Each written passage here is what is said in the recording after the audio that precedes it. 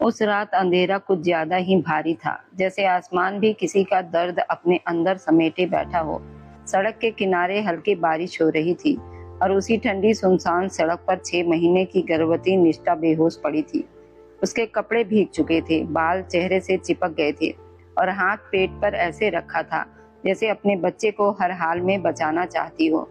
कुछ देर पहले ही उसे उस घर से धक्का देकर निकाला गया था जिसे वो अपना संसार समझती थी। अब वही संसार उसके लिए बंद हो चुका था। तभी दूर से आती हेडलाइट ने उस अंधेरे को चीर दिया।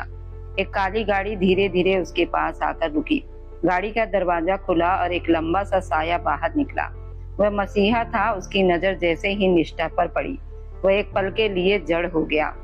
इतनी खूबसूरत लड़की, लेकिन इस हालत में। उसके चेहरे पर दर्द, बेबसी, मासूमियत एक साथ दिखाई दे रहे थे। मसीहा ने झुककर उसे ध्यान से देखा। फिर उसकी नजर उसके पेट पर गई और वह सिहर उठा। उसके मन में पहला ख्याल आया, जिस लड़की को उसने पहली नजर में पसंद किया वह पहले से ही एक बच्चे की मां बनने वाली है। इसके साथ आखिर क्या हुआ होगा? कुछ पल के लिए वहीं खड़ा रह गया, जैसे अंदर कोई लड़ाई चल रही हो। मगर फिर उसने गहरी सांस ली और बिना सोचे उसे अपनी बाहों में उठा लिया। निष्ठा का शरीर ठंडा पड़ रहा था, सांसें हल्की थी और वो पूरी तरह बेहोश थी। मसीहा ने उसे अपनी गाड़ी में लिटाया और तेजी से वहां से निकल गया। कुछ देर के बाद गाड़ी शहर के एक पुराने लेकिन सुरक्षित अनाथ आश्रम के सामने रुकी। ये जगह मसीहा के लिए अनजानी नहीं थी। उसने दरवाजा खटखटाया। अंदर से एक बुजुर्ग महिला ने दरवाजा खोला। उसे इस हालत में लड़की को उठाए देखकर घबरा गई। मसीहा ने बिना वक्त गवाए कहा, इसे अंदर ले चलिए, इसकी हालत बहुत खराब है। वह खुद उसे उठाकर अंदर ले गया और बिस्तर पर लिटा दिया। निष्ठा अब भी बेहोश थी, लेकिन उसके चेहरे पर दर्द साफ दिख रहा था। मसीहा की नजरें बार बार उसी पर टिकती जा रही थी। उसके दिल में अजीब सा खिंचाव था। यह सिर्फ दया नहीं थी, कुछ और भी था जो वह खुद समझ नहीं पा रहा था। आखिर वह कौन थी, किस हाल में यहाँ पहुंची थी, और सबसे बड़ा सवाल, मसीहा उसे बचाना क्यों चाहता था? उस रात अनाथ आश्रम की दीवारों के अंदर एक नई कहानी ने जन्म लिया था, जिसमें दर्द था, रहस्य था। एक ऐसा रिश्ता बनने वाला था जो किसी को भी हैरान कर सकता था। उस काली रात की दास्तां थी जब उसे घर से बाहर निकाला गया था। मनहूस लड़की मेरा बेटा खा गई। आंटी ने रोते हुए उसे घर से बाहर धक्का दे दिया। वह दर्द से करा उठी। 6 माह पहले उसकी दर्शन से शादी हुई थी, जो उसकी आंटी का बेटा था। वो बहुत सख्त स्वभाव का और निर्दय था। निष्ठा उससे बहुत डरती थी। 6 महीनों में दर्शन ने कभी उसकी तरफ प्यार से देखा तक नहीं था। लेकिन 1 माह पहले अचानक एक रात वह उसके करीब आ गया था, पर सिर्फ एक ही रात के लिए। इसके बाद वो काम के बहाने दूसरे शहर चला गया था। अब 6 माह के बाद उसकी मरी हुई बॉडी घर आई थी, जिसे पहचानना भी मुश्किल था। कोई नहीं जानता था कि वह मासूम गर्भवती थी, जो अब बेसहारा एक अनाथालय में दुख सह रही थी। निष्ठा की क्या खबर है? नीरज अस्पताल के बिस्तर पर होश में आते ही दर्शन ने पूछा, जो पोजीशन पार्टी का सबसे बड़ा नेता था, लेकिन उसकी जान बचाने के लिए उसे दुनिया के सामने मरा हुआ दिखा दिया गया था। मैंने कह दिया ना माँ, मैं इस गंदे खून को अपने नाम के साथ नहीं जोड़ सकता। जिस परिवार की नींव ही गलत कामों पर रखी गई हो, उसकी लड़की मेरे घर में इज्जत कैसे बन सकती है? दर्शन के स्वर में ऐसी कठोरता थी कि सामने बैठी पवित्रा देवी का दिल कांप उठा। वो सोफे पर बैठा गुस्से से अपनी उंगलियां चटका रहा था। आंखों में ऐसी लालिमा थी जैसे सब कुछ जला देगा। बेटा, वो मेरी सगी अनाथ बच्ची है। बेचारी, इस दुनिया में उसका कोई सहारा नहीं है। क्या उसके माँ बाप की गलती की सजा तुम उसे दोगे? पवित्रा देवी ने नम आंखों से अपने इकलौते बेटे से विनती की, लेकिन दर्शन के चेहरे पर कोई नरमी नहीं आई। उसका सहारा बनने के लिए अनाथालय बहुत है, मेरा घर नहीं, उसने साफ जवाब दिया और खड़ा होकर लापरवाही से सिगरेट जला ली। उसे ये नहीं पता था, कमरे के पर्दे के पीछे खड़ी निष्ठा के पैरों तले से जमीन खिसक चुकी है। उसने अपने कानों पर हाथ रख लिए ताकि वह और कड़वे शब्द सुन न सके। वह अपनी आंटी को जितना अच्छा समझ रही थी कि वह उसके लिए अपने बेटे से लड़ रही थी, मगर दर्शन की नफरत ने उसके दिल को टुकड़ों में तोड़ दिया था। वह धीरे धीरे वहां से भागती हुई छत पर चली गई, जहां ठंडी हवा भी उसके अंदर की आग को शांत नहीं कर पा रही थी। अगले दिन शाम के समय निष्ठा रसोई में चाय बना रही थी। तभी उसे महसूस हुआ कि कोई पीछे खड़ा है। उसने मुड़कर देखा तो दर्शन वहां खड़ा था। उसका लंबा कद और मजबूत शरीर निष्ठा के लिए हमेशा डर का कारण रहा। चाय मेरे कमरे में लेकर आओ, उसने सीधे शब्दों में कहा और मुड़ गया। निष्ठा के हाथ कांपने लगे। उसने मुश्किल से ट्रे संभाली और उसके पीछे कमरे तक गई। जैसे ही वह अंदर गई, उसका पैर कालीन से मुड़े कोने में फंस गया और वह गिरने लगी।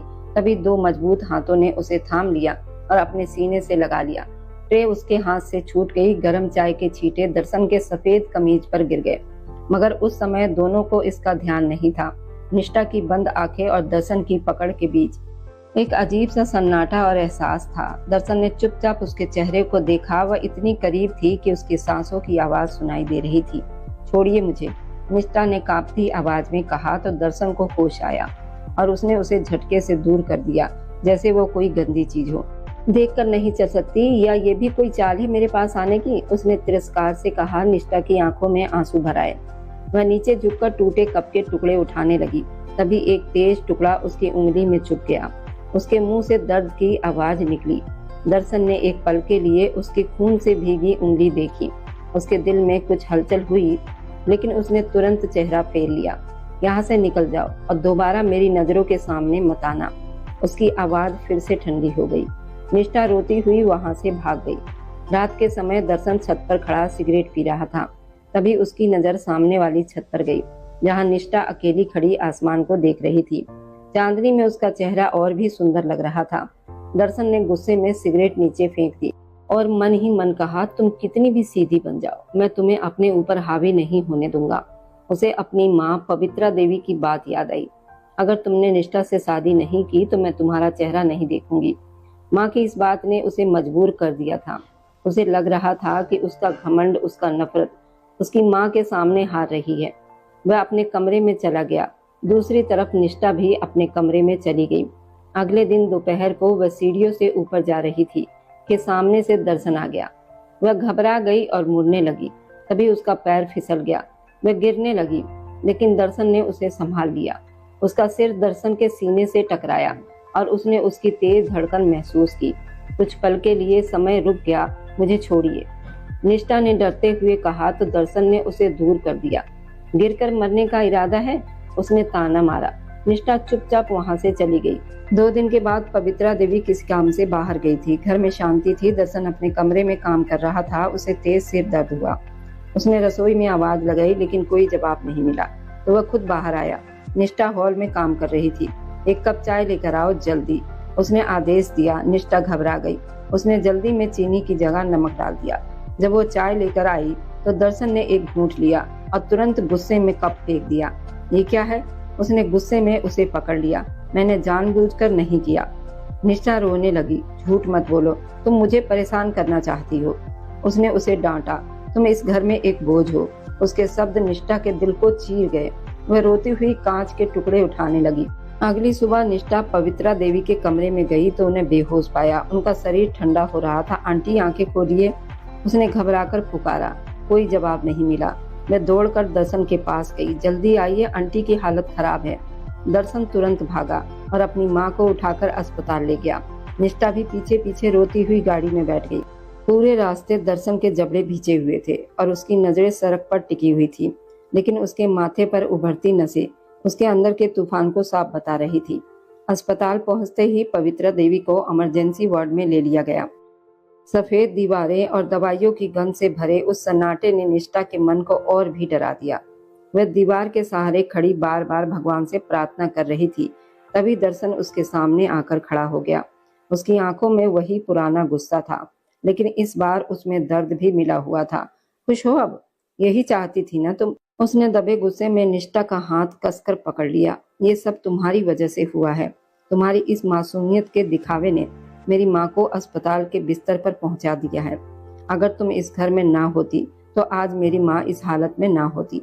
दर्शन जी, मुझ पर विश्वास कीजिए, मैंने कुछ नहीं किया। मैं तो बस, निष्ठा रोते हुए अपनी सफाई देने लगी, लेकिन दर्शन ने उसे दीवार से लगा दिया। चुप रहो, तुम्हारे मुंह से निकला हर शब्द मेरे कानों में जहर घोलता है। अगर मेरी माँ को कुछ हुआ तो याद रखना निष्ठा, मैं तुम्हें जीते जी मार दूंगा। तभी डॉक्टर वार्ड से बाहर आया। दर्शन ने तुरंत उसे छोड़ा और डॉक्टर के पास पहुंचा। डॉक्टर साहब, कैसी है मेरी माँ? डॉक्टर ने गहरी सांस लेकर कहा, देखिए, उनकी हालत बहुत नाजुक है, शुगर बहुत बढ़ गई है और ब्लड प्रेशर भी बहुत ज्यादा है। लगता है इन्हें किसी बात की गहरी चिंता है। अभी हमने इन्हें संभाल लिया है, लेकिन ये बार बार आपकी शादी की बात कर रही हैं और आपको बुला रही हैं। बेहतर होगा कि आप इनकी इच्छा पूरी करें, नहीं तो उनका दिल ये सदमा सह नहीं पाएगा। डॉक्टर की बात सुनकर दर्शन के पैरों तले से जमीन खिसक गई।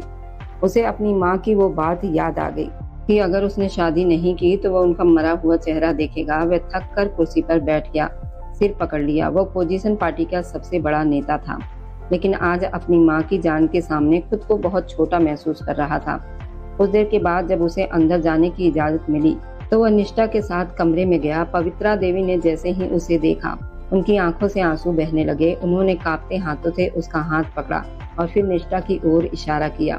दर्शन, इस बच्ची का हाथ थाम लो, इसे बेसहारा मत छोड़ो। दर्शन ने एक नजर निष्ठा पर डाली, जो सिर झुकाए चुपचाप रो रही थी। उसे उससे नफरत थी, उसके खून से नफरत थी, लेकिन माँ की इच्छा के आगे उसका घमंड टूट गया। उसने गहरी सांस ली और बिना उसकी ओर देखे ठंडी आवाज में कहा, ठीक है, जैसा आप चाहती हैं वैसा ही होगा, मैं इससे शादी करूंगा। निष्ठा ने चौंक कर उसे देखा। उसे लगा जैसे उसकी जिंदगी का सबसे बड़ा फैसला उसकी मर्जी के बिना उस पर थोप दिया गया है। वह खुश नहीं थी, बल्कि इस फैसले से डरी हुई थी, क्योंकि वह जानती थी दर्शन जैसे इंसान के साथ रहना आग में जलने जैसा है। कुछ देर के बाद अस्पताल के उसी कमरे में जहां जिंदगी और मौत की लड़ाई चल रही थी, एक नया रिश्ता बन रहा था। पंडित जी ने जब विवाह के मंत्र पढ़ने शुरू किए तो दर्शन को लगा जैसे हर शब्द उसके गले में फंदा बनकर कसता जा रहा है। क्या आप निष्ठा को अपनी पत्नी के रूप में स्वीकार करते हैं? पंडित जी की आवाज उसके कानों में गूंज उठी। उसने एक नजर निष्ठा पर डाली, जिसने सिर पर लाल दुपट्टा ओढ़ रखा था और उसका पूरा शरीर कांप रहा था। दर्शन ने अपनी मुट्ठियां भींच ली और ठंडी आवाज में कहा, हाँ, मैं स्वीकार करता हूँ। निष्ठा की बारी आई तो उसकी आवाज गले में अटक गई, लेकिन पवित्रा देवी की आंखों ने उसे मजबूर कर दिया और उसने धीरे से कहा, मैं भी स्वीकार करती हूँ। विवाह के कागजों पर हस्ताक्षर करते समय दर्शन का हाथ कागज को दबा रहा था, जबकि निष्ठा के आंसू ने स्याही को फैला दिया था। 2 दिन के बाद पवित्रा देवी को अस्पताल से छुट्टी मिल गई। घर पहुंचते ही उन्होंने दर्शन को बुलाया। वह हॉल में बैठा सिगरेट पी रहा था। दर्शन, निष्ठा अब तुम्हारी धर्मपत्नी है, तुम्हारी इज्जत है। आज से वह तुम्हारे कमरे में रहेगी, पवित्रा देवी ने नरम लेकिन दृढ़ स्वर में कहा। दर्शन ने गुस्से में सिगरेट बुझाई। माँ, मैंने आपकी बात मानकर शादी तो कर ली, क्या ये काफी नहीं है? मैं इस लड़की को अपने कमरे में नहीं रख सकता। पवित्रा देवी ने उदास होकर कहा, लोग क्या कहेंगे बेटा? और फिर ये अनाथ बच्ची मेरे बाद किसके सहारे रहेगी? इसे अपनी जिम्मेदारी मानो, ये तुम्हारी पत्नी है, इसे दूर मत रखो। दर्शन ने माँ की आंखों में आंसू देखे और समझ गया कि अब बहस बेकार है। ठीक है कहकर वह गुस्से में ऊपर चला गया। निष्ठा अपने कमरे में बैठी रो रही थी। तभी पवित्रा देवी अंदर आई। चलो बेटी, अपना सामान उठाओ, अब तुम्हारी जगह दर्शन का कमरा है। निष्ठा डर गई। नहीं, मैं यहीं ठीक हूँ, वो मुझसे नफरत करते हैं, मुझे मार देंगे। पवित्रा देवी ने उसके सिर पर हाथ फेरते हुए कहा, मर्द जितना सख्त होता है, दिल उतना ही नरम होता है। तुम अपने प्यार से उसे बदल सकती हो। निष्ठा भारी कदमों से अपना छोटा सा बैग लेकर दर्शन के कमरे की ओर चली गई। हर कदम उसे किसी कैद की ओर जाता हुआ महसूस हो रहा था। कमरे का दरवाजा आधा खुला था। उसने कांपते हाथों से दरवाजा खोला और अंदर गई। कमरे में हल्की खुशबू फैली थी। दर्शन बिस्तर से टिककर लैपटॉप पर काम कर रहा था। उसे देखकर उसने तिरस्कार भरी मुस्कान दी। आ गई हो तुम अपने पैर जमाने? उसका लहजा चुभने वाला था। निष्ठा चुपचाप एक कोने में खड़ी हो गई। चुप क्यों हो? अभी तो माँ के सामने बड़ी सीधी बन रही थी। वह उठकर उसके करीब आया। निष्ठा डरकर दीवार से लग गई। उसने उसके चेहरे से लाल दुपट्टा हटाया और ठोड़ी पकड़कर ऊपर किया। ये मत समझना ये शादी तुम्हें मेरे करीब लाएगी। तुम यहाँ सिर्फ मेरी माँ की खुशी के लिए हो। मेरी नजर में तुम्हारी कोई कीमत नहीं है। निष्ठा की आंखों से आंसू गिरने लगे, लेकिन उसने उसे झटक दिया। रोना बंद करो, ये आंसू किसी और को दिखाना। उसने कमरे के एक कोने की ओर इशारा किया। वहाँ रहोगी तुम और मेरे बिस्तर के पास आने की कोशिश मत करना। निष्ठा चुपचाप वहां जाकर बैठ गई। दर्शन ने फिर काम करना शुरू कर दिया, लेकिन उसकी नजरें बार बार उसी की ओर चली जाती थी। जाओ मेरे लिए कॉफी बना कर लाओ, उसने आदेश दिया था। निष्ठा चुपचाप रसोई में गई और कुछ देर के बाद कॉफी लेकर आई, लेकिन उसके हाथ कांप रहे थे और थोड़ी कॉफी कागजों पर गिर गई। दर्शन गुस्से में उठ खड़ा हुआ। तुम्हें कुछ भी ठीक से करना नहीं आता, उसने उसका हाथ पकड़कर उसे अपने पास खींच लिया। दोनों के बीच दूरी खत्म हो गई। निष्ठा उसकी सांसों की गर्मी महसूस कर रही थी। एक पल के लिए उसकी नजरें निष्ठा के होठों पर गई, लेकिन फिर उसने उसे दूर धकेल दिया। दूर रहो मुझसे, जहाँ जाती हो वहीं बदकिस्मती ले आती हो। उसने गुस्से में लैपटॉप बंद कर लिया और अलमारी से तकिया और कंबल निकालकर सोफे पर चला गया। आज से तुम बिस्तर पर सोओगी, ताकि माँ को लगे कि मैं तुम्हारे साथ गलत नहीं कर रहा हूँ। लेकिन याद रखना, इस कमरे के बाहर तुम वही बोझ हो जो पहले थी। वह दूसरी ओर मुंह करके लेट गया। निष्ठा बिस्तर के कोने पर बैठी पूरी रात रोती रही। उसे समझ नहीं आ रहा था कि उसकी जिंदगी किस मोड़ पर आकर खड़ी हो गई है। निष्ठा समझ नहीं पा रही थी दर्शन की आंखों में उसके लिए इतनी आग क्यों है, जबकि उसकी पकड़ में एक ऐसी गहराई थी जो कुछ और ही कह रही थी। चांद की रोशनी खिड़की से अंदर आ रही थी। दर्शन सोफे पर लेटा सिगरेट पी रहा था। कमरे की खामोशी दोनों के बीच छिपी अनकही बातों की गवाही थी। समय तेजी से बीत रहा था। शादी को 1 महीना हो चुका था, लेकिन दर्शन और निष्ठा के बीच खामोशी की वह दीवार अब भी खड़ी थी, जिसे दर्शन ने अपनी नफरत से खड़ा किया था। पवित्रा देवी के एक करीबी रिश्तेदार के यहाँ पर बड़ी दावत थी। उन्होंने साफ कह दिया था कि नई बहू का आना बहुत जरूरी है। दर्शन ने पहले बहुत मना किया, लेकिन माँ की बिगड़ती सेहत के सामने उसे फिर झुकना पड़ा। शाम का समय था। दर्शन अपने कमरे के सोफे पर आधा लेटा हुआ था, लेकिन उसकी नजरें कमरे में हो रही हल्की हरकतों पर टिकी हुई थी। निष्ठा ड्रेसिंग टेबल के सामने खड़ी तैयार हो रही थी। पवित्रा देवी ने उसे खास तौर पर गहरे लाल रंग की बनारसी साड़ी पहनने को दी थी। निष्ठा ने साड़ी का पल्लू संभाल कर अपने चारों ओर लपेटा। उसके गोरे हाथ और पतली कमर उस साड़ी में बहुत सुंदर लग रहे थे। उसने अपने लंबे काले बाल खोलकर कंधों पर फैला लिए थे, जिनसे हल्की खुशबू आ रही थी। दर्शन ने यूं ही नजर उठाई, लेकिन फिर जैसे समय रुक गया। उसकी नजरें निष्ठा पर टिक गई। वह साड़ी उसके रूप को और भी निखार रही थी। निष्ठा ने हल्का काजल लगाया और होठों पर रंग लगाया। वह शीशे में दर्शन की परछाई देख सकती थी, जो उसे गहरी नजरों से देख रहा था। दोनों की नजरें शीशे में मिली तो निष्ठा के हाथ कांपने लगे। दर्शन ने महसूस किया उसका दिल तेजी से धड़क रहा है। वह लड़की जिसे वो बोझ कहता था, आज उसे किसी अप्सरा से कम नहीं लग रही थी। उसने खुद को संभालने के लिए सिगरेट का लंबा कस लिया, लेकिन धुआं जैसे उसके अंदर नहीं जा रहा था। वह उसका मन हुआ कि उठकर उसे अपने पास खींच ले, पूछे कि वह इतनी सुंदर क्यों लग रही है, लेकिन उसका अहंकार उसे रोके हुए था। कितनी देर और लगेगी, हमें वहाँ दिखावा नहीं करने जाना, उसने सख्त आवाज में कहा। हालांकि उसकी आवाज में हल्की कपकपी थी। बस हो गया, निष्ठा ने धीमे से कहा और अपना पर्स उठाया। वह दर्शन के पास से गुजरी तो उसके बालों की खुशबू दर्शन को छू गई। वह चुपचाप उठा और बाहर चला गया। गाड़ी में पवित्रा देवी आगे बैठी और निष्ठा पीछे अकेली थी। दर्शन गाड़ी चला रहा था। पूरे रास्ते उसकी नजरें सड़क से ज्यादा शीशे पर थी, जहां से वह निष्ठा को देख पा रहा था। वह कभी खिड़की के बाहर देखती तो कभी घबराकर नजरें झुका लेती। एक मोड़ पर गाड़ी मुड़ी तो निष्ठा थोड़ा आगे की ओर झुक गई। दर्शन की नजर उसके गले और गर्दन पर पड़ी तो उसके हाथ स्टीयरिंग पर कस गए। उसके अंदर अजीब बेचैनी थी। उसे खुद पर गुस्सा आ रहा था। वह क्यों उसकी ओर खींचा जा रहा है? तुम ठीक से बैठ नहीं सकती? उसने अचानक डांट दिया, जबकि निष्ठा की कोई गलती नहीं थी। पवित्रा देवी हैरानी से उसे देखा, लेकिन निष्ठा चुपचाप खिड़की की ओर देखने लगी। उसकी आंखें भर आई थी। वह नहीं जानती थी कि दर्शन का ये गुस्सा उसकी अपनी कमजोरी था। दावत में भी दर्शन बेचैन था। वो पुरुषों के बीच बैठा था, लेकिन उसका ध्यान महिलाओं वाले हिस्से में था। जब भी दरवाजा खुलता उसकी नजर निष्ठा को ही ढूंढती। उसने देखा कि कई महिलाएं निष्ठा के चारों ओर बैठी उसकी तारीफ कर रही थी और कुछ लड़कों की नजरें भी उस पर टिकी थी। ये देखकर उसके अंदर जलन उठी। उसने गुस्से में अपना कोट उतार दिया। उसका मन हुआ कि जाकर निष्ठा को वहां से ले आए। वह उसके लिए बोझ थी, लेकिन फिर भी वह सिर्फ उसकी थी। किसी और की नजर उसे देखे ये उसे मंजूर नहीं था। वापसी का सफर खामोशी में बीता। दर्शन ने गाड़ी तेज चलाई, जैसे वह इस बेचैनी से दूर भागना चाहता हो। घर पहुंचते ही वह जल्दी से अपने कमरे में चला गया। निष्ठा पवित्रा देवी को उनके कमरे तक छोड़कर कुछ देर के बाद भारी कदमों से कमरे में आई। कमरे में हल्की रोशनी थी। दर्शन अपनी शर्ट के बटन खोलकर खिड़की की ओर पीठ किए खड़ा था। निष्ठा चुपचाप अपने कपड़े लेकर बाथरूम की ओर बढ़ी। तभी उसने तेजी से मुड़कर उसकी कलाई पकड़ ली। कहाँ जा रही हो? उसकी आवाज भारी थी। मैं कपड़े बदलने जा रही हूँ, छोड़िए, मुझे दर्द हो रहा है, निष्ठा ने डरते हुए कहा। लेकिन उसने उसे अपनी ओर खींच लिया। निष्ठा उसका सीना छू गई। उसके बाल उसके चेहरे को छू रहे थे। आज तुमने सबका ध्यान अपनी ओर खींच लिया है ना? उसने उसकी ठूठी पकड़कर उसे अपनी आंखों में देखने को मजबूर किया। नहीं, ऐसा नहीं है, आंटी ने कहा था इसलिए तैयार हुई। निष्ठा की आवाज कांप रही थी। झूठ मत बोलो, तुम्हें पता है ये रंग तुम पर कितना अच्छा लगता है, फिर भी तुमने इसे पहना। उसकी आवाज धीमी हो गई थी और वह उसके करीब झुक रहा था। निष्ठा को उसकी गर्म सांसें महसूस हो रही थी। आपको क्या फर्क पड़ता है? आप तो मुझसे नफरत करते हैं। आपने ही कहा था कि मैं आपके लिए बोझ हूँ, निष्ठा ने हिम्मत करके कहा। उसकी आंखों में आंसू थे। ये सुनकर दर्शन का गुस्सा बढ़ गया, लेकिन इस बार उसमें अलग सा जुनून था।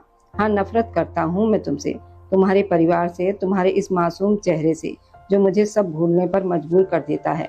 उसने उसे और करीब खींच लिया। क्या कर रहे हैं आप? छोड़िए मुझे। निष्ठा ने उसे दूर करने की कोशिश की, लेकिन वह अब अपने काबू में नहीं था। आज कोई नफरत नहीं, आज सिर्फ तुम और मैं। उसने उसके होठों पर उंगली रखकर उसे चुप करवाया। उसकी नजरें उसके कांपते होठों पर थी। वह उसके गले के पास झुका, जहां साड़ी से झलकती उसकी त्वचा उसे अपनी ओर खींच रही थी। निष्ठा की आंखें धीरे धीरे बंद होने लगी। उसका डर कम हो रहा था। वह उस पल में खोती जा रही थी। वह उसका पति था। इस एहसास के साथ उसका मन पूरी तरह उसके करीब आता जा रहा था। निष्ठा ने कभी ऐसा सुकून महसूस नहीं किया था जैसा उसे उस रात दर्शन के करीब आकर महसूस हुआ। उस एक रात में दर्शन ने अपनी सारी सीमाएं, अपने सारे वादे, अपनी सारी नफरत जैसे भुला दी थी। उसने निष्ठा को अपनी बाहों में भर लिया, उसे अपने पास ले गया। उस रात कमरे की हर चीज उनके बीच हो रहे इस गहरे भावनात्मक मिलन की गवाही बनी। पहली बार दर्शन ने अपने अहंकार को अपनी भावनाओं के आगे झुकते हुए महसूस किया। वह रात दोनों के लिए एक नई शुरुआत जैसी थी, लेकिन ये भी एक ऐसे तूफान का संकेत थी जिसे दोनों अनजान थे। रात की उस गर्माहट के बाद जब अगली सुबह की पहली किरण कमरे में आई तो वह अपने साथ शांति नहीं बल्कि एक अजीब बेचैनी लेकर आई। निष्ठा जब जागी तो उसने खुद को दर्शन की मजबूत बाहों में पाया, लेकिन जैसे ही दर्शन की आंख खुली उसके चेहरे के भाव तुरंत बदल गए। उसे अपनी हार का एहसास हुआ। उसे याद आया कि जिस लड़की से वो नफरत करता था उसी के साथ वह अपनी सारी सीमाएं तोड़ चुका था। वह झटके से उठ बैठा। उसके चेहरे पर पछतावा और गुस्सा दोनों साफ नजर आ रहे थे। निष्ठा ने धड़कते दिल के साथ उसे देखा। उसे उम्मीद थी कि शायद आज कुछ बदल जाएगा, शायद उसके व्यवहार में थोड़ी नरमी आएगी, लेकिन दर्शन ने उसे ऐसे देखा जैसे वह उसकी सबसे बड़ी गलती हो। अपनी हद में रहना निष्ठा, ये मत समझना कि जो कुछ कल रात हुआ उसके बाद तुम मेरे दिल में जगह बना चुकी हो, उसने कड़वी आवाज में कहा। निष्ठा का चेहरा एकदम उतर गया, लेकिन उसकी आवाज कांप गई। चुप रहो, मैंने कहा ना, चुप रहो। दर्शन ने उसे बीच में ही रोक दिया। वह सिर्फ एक रात थी, एक कमजोरी जिसे मैं जल्द से जल्द भूल जाना चाहता हूँ। तुम मेरे पास आने की कोशिश मत करना, क्योंकि मेरी नजर में तुम अभी भी वही बोझ हो जो शादी से पहले थी। निष्ठा की आंखों से आंसू गिरने लगे, लेकिन दर्शन पर इसका कोई असर नहीं हुआ। वह तेजी से अलमारी से कपड़े निकालने लगा। आज मुझे शहर से बाहर एक जरूरी काम से जाना है, वापस आने में समय लग सकता है। तुम माँ का ध्यान रखना और ध्यान रहे कि हमारे बीच की कोई बात उन्हें पता न चले। निष्ठा ने धीरे से पूछा, आप कब लौटेंगे? दर्शन ने उसे तिरस्कार से देखा। तुम्हें बताना जरूरी नहीं समझता मैं? फिर उसने अपना बैग उसकी ओर बढ़ाया। इसे पैक करो और यहाँ से जाओ, मुझे तुम्हारा चेहरा देखकर घुटन हो रही है। निष्ठा ने कांपते हाथों से उसका सामान पैक किया। हर चीज को छूते हुए उसे लग रहा था जैसे दर्शन उसे खुद से दूर धकेल रहा है। फिर वह बैग लेकर बिना पीछे देखे चला गया। नीचे पवित्रा देवी से उसने बस इतना कहा कि काम से जा रहा हूँ, लेकिन उसके मन में चल रही राजनीतिक दुश्मनी और खतरनाक योजनाओं के बारे में कोई नहीं जानता था। उसे अपने विरोधियों से निपटना था जो उसकी जान के पीछे पड़े थे, लेकिन उसे ये नहीं पता था ये दूरी कितनी लंबी होने वाली है। उसके जाने के बाद घर में एक अजीब सी खामोशी और उदासी छा गई। 1 महीना गुजर गया, ना कोई फोन और ना कोई खबर। निष्ठा हर दिन उसकी सलामती के लिए भगवान से प्रार्थना करती रही, चाहे उसके शब्द उसे हर पल चोट पहुंचाते रहे हों। उसी दौरान एक दिन उसकी तबीयत अचानक खराब हो गई। कमजोरी और उल्टी की वजह से पवित्रा देवी उसे डॉक्टर के पास ले गई। वहां जो पता चला उसने निष्ठा की दुनिया बदल दी। बधाई हो, आप माँ बनने वाली हैं। डॉक्टर की बात सुनकर निष्ठा के अंदर उम्मीद की एक नई किरण जाग उठी। पवित्रा देवी की खुशी का ठिकाना नहीं रहा। उन्होंने तुरंत दर्शन को फोन किया। लेकिन उसका नंबर लगातार बंद जा रहा था। समय बीतता गया, 2 महीने, 3 महीने। निष्ठा का पेट अब दिखने लगा था, लेकिन दर्शन का कोई अता पता नहीं था। पवित्रा देवी अब भी चिंता में रहने लगी थी। फिर 6 महीने के बाद एक शाम घर के बाहर एम्बुलेंस आकर रुकी। नीरज, जो दर्शन का सबसे भरोसेमंद आदमी था, खून से सने कपड़ों में अंदर आया। उसके पीछे कुछ लोग एक स्ट्रेचर लेकर आए, जिस पर सफेद कपड़ों से ढकी एक लाश थी। ये क्या है नीरज? मेरा दर्शन कहाँ है? पवित्रा देवी चीख उठी। नीरज ने सिर झुका लिया। माँ जी, साहब की गाड़ी खाई में गिर गई है। दुश्मनों ने हमला किया था। शरीर की हालत ऐसी है कि पहचानना मुश्किल है, लेकिन ये उनकी घड़ी और अंगूठी है। निष्ठा, जो रसोई से बाहर आई थी, ये सुनकर वहीं गिर पड़ी। उसके सामने वो इंसान निर्जीव पड़ा था जिसे उसने जीना सिखाया था। वह उसकी ओर बढ़ी, लेकिन पवित्रा देवी ने उसे जोर से थप्पड़ मार दिया। मनहूस लड़की, मेरे जीते जागते बेटे को खा गई तू। जब से तू इस घर में आई है, बर्बादी ही आई है, उन्होंने गुस्से में कहा। उनके दुख ने उन्हें कठोर बना दिया था। उन्होंने निष्ठा को बालों से पकड़कर घर से बाहर घसीट दिया। निकल जा यहाँ से, मुझे तेरी शक्ल नहीं देखनी। आंटी, मैं कहाँ जाऊँ? मैं माँ बनने वाली हूँ। ये दर्शन की निशानी है। निष्ठा ने रोते हुए उनके पैर पकड़ लिए, लेकिन उन्होंने कुछ नहीं सुना। ये किसी और का होगा। मेरा बेटा तुझसे नफरत करता था। ये कहकर उन्होंने उसे धक्का दे दिया। निष्ठा सड़क पर ही गिर पड़ी। बारिश शुरू हो गई थी और वह अकेली बैठी रो रही थी। उसका दिल टूट चुका था। तभी दूर से एक गाड़ी की रोशनी दिखाई दी और वह उसके पास आकर रुकी। एक आदमी उतरा और बिना कुछ कहे उसे उठाकर गाड़ी में बिठा लिया। निष्ठा में विरोध करने की ताकत नहीं बची थी। उसे बस इतना पता था कि वह उस घर से दूर जा रही है जहां उसकी मोहब्बत को अभिशाप कहा गया था। कुछ दिन के बाद दूसरी ओर शहर के एक बड़े अस्पताल के विशेष कमरे में, जहां मशीनों की आवाज गूंज रही थी, एक घायल शरीर ने हलचल की। दर्शन ने जैसे ही आंखें खोली, उसे अपने पूरे शरीर में तेज दर्द महसूस हुआ। 6 महीने बीत चुके। कई महीनों तक वो मौत और जिंदगी के बीच झूलता रहा था। नीरज, जो उसके पास बैठा था, उसे होश में आते ही घबराकर खड़ा हो गया और बोला, भगवान का शुक्र है छोटे मालिक, आपको होश आ गया है। दर्शन ने गहरी आवाज में अपनी सूखी जुबान संभाली। उसकी पहली याद उसी मासूम चेहरे से आई, निष्ठा। निष्ठा कहाँ है? नीरज ने नजरें झुका ली, क्योंकि उसके पास कोई सीधा जवाब नहीं था।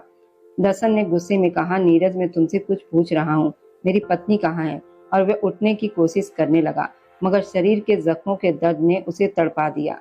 फिर भी उसका जुनून उस दर्द से बड़ा था। नीरज ने धीरे से कहा, छोटे मालिक, मुझे कुछ समय पहले ही पता चला कि जब आपकी मौत की खबर घर पहुंची तो पवित्रा देवी जी दुख में टूट गई थी और उन्होंने निष्ठा को घर से निकाल दिया था। ये सुनकर दर्शन के अंदर जैसे आग लग गई। उसने नीरज का कॉलर पकड़ लिया और जोर से बोला, क्या कहा तुमने? निकाल दिया? मैंने तुम्हें कहा था कि मेरी पीठ पीछे निष्ठा का ध्यान रखना, उसे कोई तकलीफ ना होनी चाहिए। उसकी आवाज इतनी तेज थी कि अस्पताल के लोग भी डर गए। उसने गुस्से में अपनी ड्रिप खींचकर फेंक दी, बिस्तर से उठ गया। अगर उसे कुछ हुआ तो मैं इस शहर को बर्बाद कर दूंगा। वह अभी पूरी तरह ठीक नहीं था, लेकिन किसी ने उसे रोका भी नहीं। वह सीधे घर पहुंचा, जहां पवित्रा देवी उसे जिंदा देखकर खुशी और हैरानी से बेहोश हो गई। जब उन्हें होश आया तो दर्शन उनके सामने खड़ा था। उनकी आंखों में माँ के लिए प्यार नहीं, बल्कि एक सवाल था, मेरी पत्नी कहाँ है? पवित्रा देवी रोते हुए बोली, बेटा, वह लड़की अशुभ थी। मैंने सोचा उसका यहाँ रहना ठीक नहीं। मुझे नहीं पता वह कहाँ है। दर्शन ने गुस्से में कहा, आपने ठीक नहीं किया। आपने अपने बेटे को फिर से खो दिया। और वहाँ से चला गया। अगले 4 दिन और रातें उसके लिए किसी नर्क से कम नहीं थी। वह पागलों की तरह पूरे शहर में निष्ठा को ढूंढता रहा। उसकी टीम, उसके लोग, सब लोग ढूंढ रहे थे, लेकिन कोई पता नहीं चला। वह खुद सड़कों पर भटकता रहा, लगातार सिगरेट पीता रहा। उसकी आंखें नींद की कमी से लाल हो चुकी थी। वह हर जगह गया जहां उसे लगता था कि एक बेसहारा लड़की रह सकती है। हर अनाथालय में, हर अस्पताल, हर मंदिर, वो मन ही मन पुकारता रहा, निष्ठा तुम कहाँ हो? एक बार मिल जाओ, मैं पूरी जिंदगी तुम्हारे कदमों में रख दूंगा। कुछ दिनों के बाद नीरज की जानकारी पर वह एक छोटे से अनाथालय में पहुंचा। जैसे ही उसकी गाड़ी वहां रुकी, उसका दिल जोर से धड़कने लगा। आंगन के एक कोने में कुछ बच्चे बैठे थे और एक दुबली पतली लड़की उन्हें प्यार से पढ़ा रही थी। उसने साधारण सफेद सूट पहन रखा था। सिर पर हल्का सा लाल दुपट्टा था, जिसे उसका चेहरा साफ और शांत लग रहा था। दर्शन के कदम वहीं रुक गए। वह निष्ठा थी।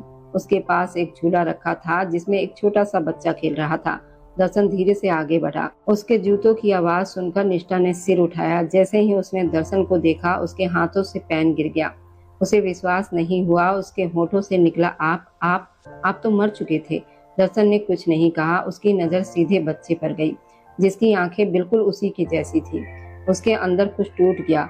वह जमीन पर बैठ गया और कांपते हाथों से बच्चे को छूते हुए बोला, क्या ये मेरा बच्चा है निष्ठा? निष्ठा रो पड़ी और सिर हिलाया।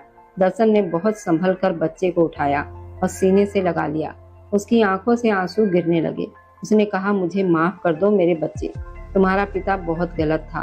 फिर उसने निष्ठा को भी पकड़ लिया और कहा, चलो मेरे साथ। अब तुम इस घर की रानी बनकर रहोगी, जहाँ तुम्हें अपशगुन कहा गया था। निष्ठा ने विरोध किया और कहा, मैं आपके साथ नहीं जाऊंगी। आप मुझसे नफरत करते हैं। आपने मुझे बोझ कहा था, मुझे छोड़ दीजिए, मैं अपने बच्चे के साथ खुश हूँ। लेकिन दर्शन ने कहा, मैं तुम्हें छोड़ने के लिए नहीं आया, तुम मेरी हो। वह उसे और बच्चे को लेकर घर आ गया। घर पहुंचते ही उसने बच्चे को पवित्रा देवी के सामने रखते हुए कहा, देखिए, ये वही निशानी है जिसे आपने घर से निकाल दिया था। अगर इन्हें कुछ हो जाता तो मैं सब खत्म कर देता। पवित्रा देवी शर्मिंदा हो गई। दर्शन निष्ठा को कमरे में ले गया। अंदर जाकर निष्ठा ने खुद को छुड़वाया और कहा, क्यों लाए हो मुझे यहाँ? क्या अब भी मेरा अपमान बाकी है? आपने कहा था मेरा खून खराब है, फिर इस बच्चे को क्यों अपना रहे हैं? दर्शन ने शांत होकर कहा, मैं गलत था। मैं अपने अहंकार में अंधा हो गया था। मैं तुम्हारे पिता से नफरत करता था, इसलिए तुम्हें भी गलत समझ बैठा। लेकिन तुमने मेरे अंधेरे को खत्म कर दिया। उसने निष्ठा के हाथ पकड़ लिए। निष्ठा रोते हुए उसके सीने से लग गई और बोली, आपने बहुत दर्द दिया है मुझे। दर्शन ने उसे गले लगा लिया और कहा, अब सब ठीक होगा। अब सिर्फ तुम और मैं और हमारा बच्चा होंगे। उस दिन उसने अपने जीवन की सबसे बड़ी जीत हासिल की। वे जो राजनीति में सबसे बड़ा नेता था, आज अपनी पत्नी और अपने परिवार के प्यार में बंध चुका था, और यही बंधन उसे सबसे ज्यादा प्यारा लग रहा था। 40 साल पहले की पुरानी कहानी थी। पवित्रा देवी और गीता देवी दोनों ही एक स्कूल में पढ़ती थी। इन दोनों के बीच बेहद प्रेम था। ये एक दूसरे के बिना नहीं रह पाती थी। जैसा कपड़ा गीता देवी पहनती, वैसा ही पवित्रा देवी भी पहनती थी। दोनों सहेलियों के परिवार एक दूसरे को बिल्कुल परिवार की तरह चाहते थे। हर त्योहार साथ मनाया जाता था। इन दोनों सहेलियों का कहना था कि वे शादी भी एक ही आदमी से करेंगी। इस बात से उनके माँ बाप बहुत नाराज थे। वे कहते थे, ये परंपरा के खिलाफ है। हिंदू समाज में एक आदमी की 2 शादियां नहीं होती हैं।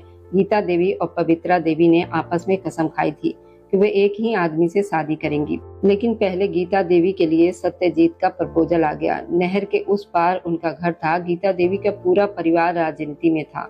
उनके पिता एक ही पार्टी से कई बार जीत चुके थे और गांव में उनका बहुत नाम था। जब सत्यजीत का प्रस्ताव आया तो गीता देवी ने सबसे पहले पवित्रा देवी से बात की। पवित्रा देवी भी सत्यजीत को पसंद करने लगी। लेकिन परिवार में ये बात किसी को भी अच्छी नहीं लगी, यहाँ तक कि सत्यजीत को भी नहीं। सत्यजीत ने साफ मना कर दिया, ये शादी नहीं हो सकती। वह सिर्फ गीता देवी से प्यार करता है, पवित्रा देवी से नहीं। लेकिन गीता देवी अपनी बात पर अड़ी रही। शादी तो एक ही लड़के से होगी। ये बात दोनों परिवारों को बिल्कुल पसंद नहीं आई। तब दोनों सहेलियों के पिता ने इन्हें अलग करने का प्लान बना लिया और वह इसमें कामयाब भी हो गए। गीता देवी की शादी सत्यजीत से हो गई। उन्हें विदेश भेज दिया गया। फिर किसी वजह से दोनों को मरा हुआ घोषित कर दिया गया ताकि पवित्रा देवी अपने जीवन में आगे बढ़ सके। पवित्रा देवी ने भी ये मान लिया कि दोनों अब इस दुनिया में नहीं रहे। इधर पवित्रा देवी की शादी लक्ष्य राज से हो गई। शुरू में वो बहुत अच्छा था। पवित्रा देवी को ये नहीं पता था कि लक्ष्य राज विपक्षी पार्टी से है। धीरे धीरे पवित्रा देवी और लक्ष्य राज अपने जीवन में आगे बढ़ गए।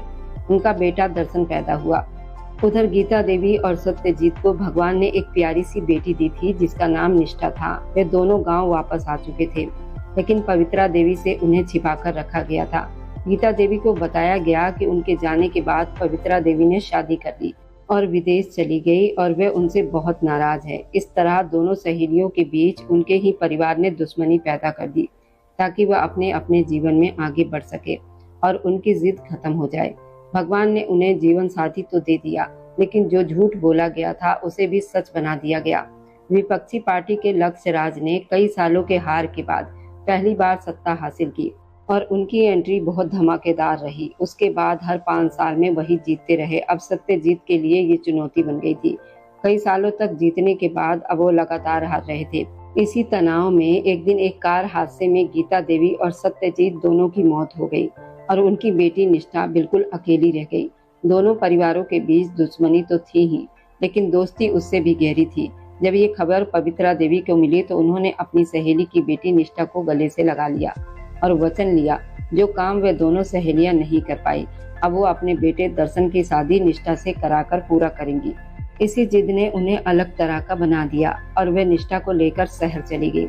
लेकिन उसके बाद लक्ष्य राज की भी किसी ने हत्या कर दी और इल्जाम गीता देवी के परिवार पर लगा दिया। इस वजह से दर्शन उनसे नफरत करने लगा और निष्ठा को देखना भी पसंद नहीं करता था। यही कारण था कि निष्ठा भी उससे नफरत करने लगी। जब दर्शन की मौत की खबर आई तो गीता देवी भी निष्ठा से नफरत करने लगी थी। लेकिन अब सच्चाई सामने आ चुकी थी। दर्शन सही सलामत वापस लौट आया था और अपनी गलती स्वीकार कर रहा था। जब उसका एक्सीडेंट हुआ था तो वह कोई और नहीं बल्कि गांव का ही एक विपक्षी नेता था, जो उनसे अपनी दुश्मनी निकाल रहा था और उसी ने लक्ष्य राज की भी हत्या की थी। अब सच्चाई दर्शन के सामने थी, इसलिए वह निष्ठा से माफी मांगने वाला था, क्योंकि लक्ष्य राज का असली कातिल कोई और नहीं था और वह पकड़ा जा चुका था। उसी का फोन आया था जब दर्शन का भयानक एक्सीडेंट हुआ था, जिसमें उसकी मौत की झूठी खबर फैलाई गई थी। और अब जाते जाते बस दिल से एक छोटी सी गुजारिश है, आप जहां कहीं से भी मेरी वीडियो देख रहे हैं, कमेंट में अपने शहर और राज्य का नाम जरूर लिखिए। आपके कमेंट मेरे लिए किसी अनमोल तोहफे से कम नहीं होते।